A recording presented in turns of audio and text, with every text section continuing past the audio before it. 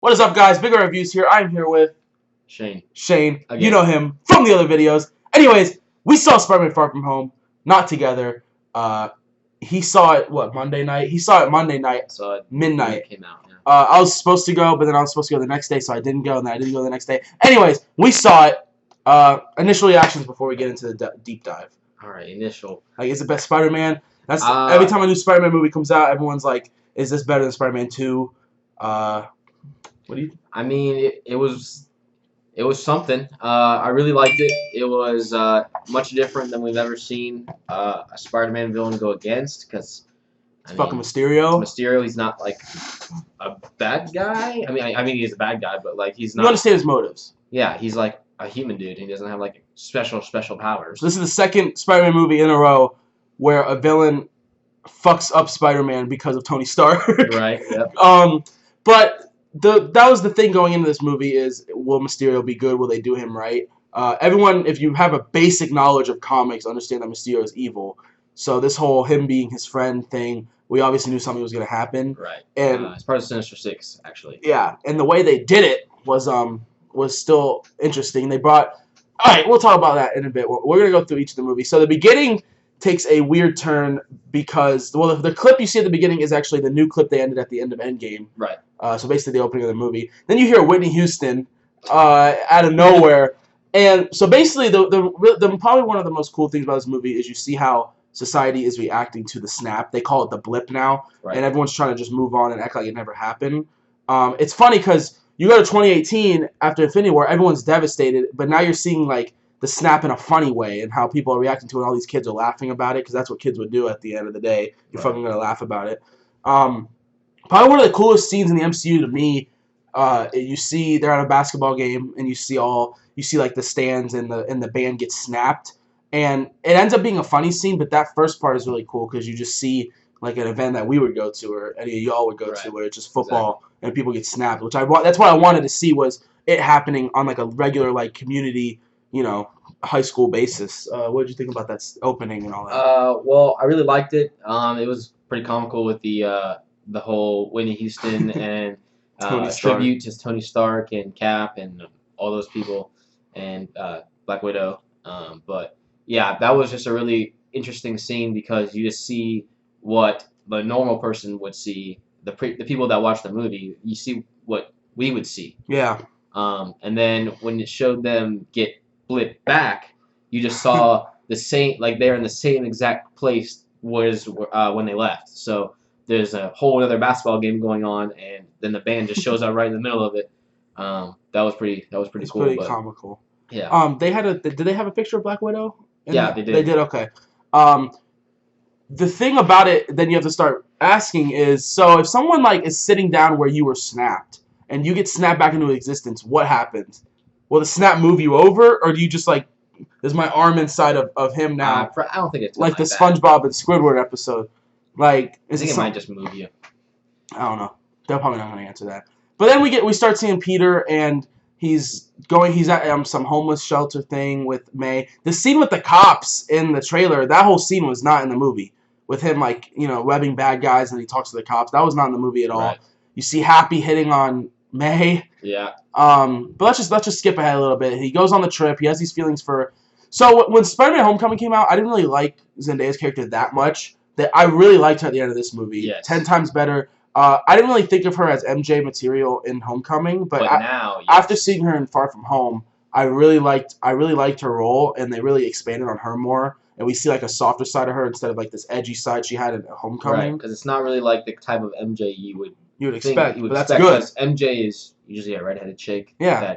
That sings. That's pretty much what MJ but she has some of the personality traits of MJ, and that's all that matters at the end of the day. So let's just get to Mysterio. All right, Mysterio is a great villain to end Phase 3. Do I think they should have had eNdGaMe be the end of Phase 3? Yes. Yeah, I think this should have been the first one. Phase 4, honestly. Yeah. But, it doesn't matter when it comes to phases. Phase 3 had the best villains in the MCU. I don't know if my villain video will be up by now or after this video, but we'll talk about that more in that video. Right. But Mysterio as a whole was great. Like, even though you knew he was... It just hurt because if you're a comic reader, each fan... Every scene you saw him consoling Peter, he had feelings for Peter. Not like sexual feelings, but like... he had like he cared for the kid. Right. And he even at the end, him. he hated the guy. So you find out his whole team is people that Tony Stark has like hurt. So you find out the glasses that he used in Civil War was Beck's design, and he stole that, which I don't really think that's a Tony thing to do. I don't think he stole it. He just he named it Barf. He named it. But the thing is, I don't know. That might be my only gripe in his plan was I don't think Tony would do something like that because if you remember in that scene, he funds everyone's project. Right. So if he's stealing this guy's project, I don't think that's something he would do. Maybe he was lying. I don't know. But then you find out he was there at Civil War. Then you find out that the guy from Iron Man 1 who Jeff Bridges was screaming at about him making the arc reactor in a desert, right. He's on the team now. It's just really cool callbacks, and it's a great way to tie it in. If people might be like, why do you have to tie everything in? That makes the world richer. Right. And it's really cool how they did that. It makes it feel a little bit smaller because they're not just adding characters all in. Yeah, like, and if they add a new character, if they add a new character, they better make it a good one. But if they're going to use old ones, then might as well tie it all in together. Yeah, it's just people you don't expect. That really took me by surprise because I did have something spoiled, but that wasn't one of the ones. So then you see him change, and he ends up having to decide he has to kill Peter. But then he gets mad about it to the guy. He's like, the blood's on your hands because he didn't want to kill Peter, but now he has to. Right. The 5-minute scene of Mysterio giving him illusions, I'm so glad they put that in there. Yes, that was an amazing scene. It reminded me of Doctor Strange. Yeah, it's such a big thing in the comics, the illusions. So I'm really glad they showed that. You see Tony Stark's gravestone, and he's like, you couldn't stop, you couldn't save him. And then they had Zombie Tony coming out with the suit. That was cool. His hand came up. I was like, a lot of people are tired of Tony and Peter, and they say Peter should be his own person. We'll get that Peter eventually. The thing about this Peter is he was introduced with Tony, and in order to get him to a vulnerable state, we need to lose Tony. So that's what they're seeing now, and I really like seeing how the world reacts to Tony's death. Right. There's murals all over. I really like that. And it expanded so far, not just in America, but when they landed in Austria or Orlando or whatever, they had a big old banner of Tony. Yeah, just everywhere. The whole movie, Nick Fury and them, they were giving a weird vibe the whole movie. Like, first off, what I picked up right away, which I don't know if everyone did, people are calling him Nick.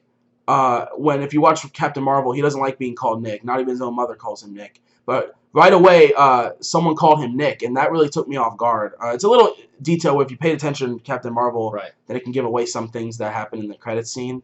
So basically, the final end credits scene, you find out that they were Skrulls all along. Right. And Nick Fury's out in space with all these Skrulls, and now he's coming back home, basically, at the end. Right. It makes you kind of think, when did he leave Earth? I think he left after the funeral. He needed a break or something. Well, Tony's dead. He's like, I'm done. So he just went out and told Talos to be his own. That was a really cool moment, bringing Talos back since he's a newer person. Right.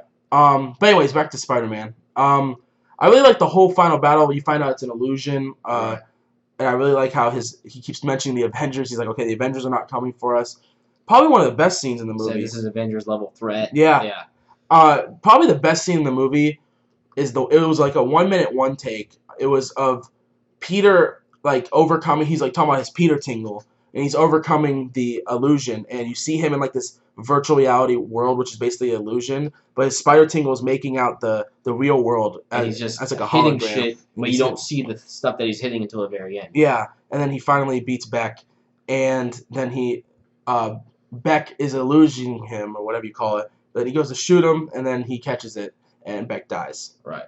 I really like Beck's character a lot. Jake Gyllenhaal did a fantastic job. Absolutely. I think he's dead, but I would love to see him back. I don't think he's dead.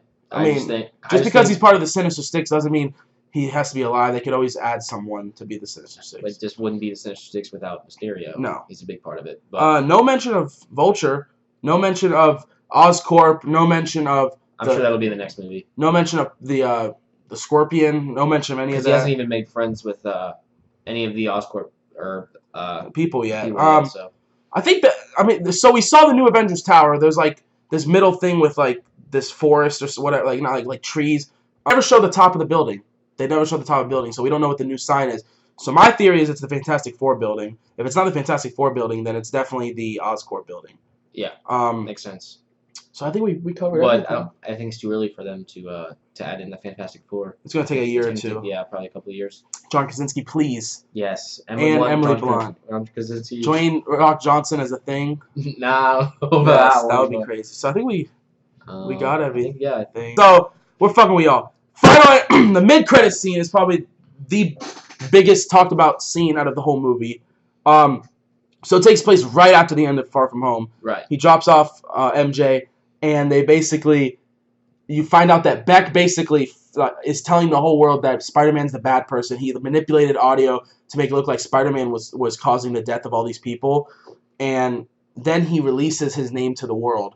Right. He says he's Peter Parker. So everyone knows he's Peter Parker. Everyone thinks he's a bad guy, which I don't really think people would believe Spider-Man's a bad guy. But now everybody knows who he is. Yeah, but I think in the MCU that won't be a big hurdle because everyone in the MCU just doesn't give a shit about their secret identities at all. But it's a little different because he's a kid. And yeah, but I mean, well, I just don't get why everyone thinks, everyone will believe that he's a bad guy because, like I can see at first, but if they can just tell people about what Mysterio does, then it's obviously an illusion. Right. But then J. Jonah Jameson, out of nowhere, is the reporter. Now this was rumored months ago that J.K. Simmons would return as J. Jonah Jameson. He's the only person that can play him. Only person that can play him, and I'm so glad Marvel said, okay, well, obviously people know that Spider-Man is not in our universe, so we can recast him as the new J. Jonah Jameson. Right. You see him, he's calling him a menace. It brought me right back to the old movies. Perfect. I'm so glad they brought him back. I really hope we see more, and I hope it's not just a cameo. I don't think they're going to make that just a cameo. No way. Too big of a character. Yeah, and now the Daily Bugle is not a newspaper. It's almost like the InfoWars. It would be interesting to see if Tony would actually, or not Tony, Peter would actually start working for the Daily Bugle. I think he will. Like he does in the comics as a photographer or a reporter or whatever he's going to do now. But they said they're going to plan to make 9 Spider-Man movies with Tom Holland, so this is only number 2. So we still got a long way to go. I think he's definitely going to go with J. Jonah Jameson. I'm really glad they showed him, and I really hope we get to see him in the next movie. I think we will, because that's no way that's just a cameo. Right. But overall, Spider-Man Far From Home, it's personally one of my... The only gripes I have with it is maybe it starts a little slow. Like, maybe the first half is kind of slow. I don't have a problem with that either. But I didn't have a problem with it either. One of the best, if not the best Spider-Man movie. I think that's it. So, yeah. Let us know what you guys think down below. Did you like Spider-Man Far From Home? Did you not like it? Why or why not? Do you think it's better than Spider-Man 2? Do you think it's better than the animated? Because I know a lot of people that like the animated movie a lot. I don't blame you. It was really good. It was really good. Spider-Man's been having a fucking roller coaster the past year with the game, Spider-Man Homecoming, him dying, I said it once, I'm going to say it again. Spider-Man, best MCU hero. Yeah. I'm just going to say now. I used to like Tony. Well, Tony's Ever. But yeah, guys, thanks for watching so much. I'll have the top 5 villains. We can't add Mysterio to the list. I probably would put him on number 5, but we already filmed it, so he's not on the list. More videos to come. Next movie is Lion King, and we will make a review for that movie in about a week almost. Yep. As always, this is Joey and Shane.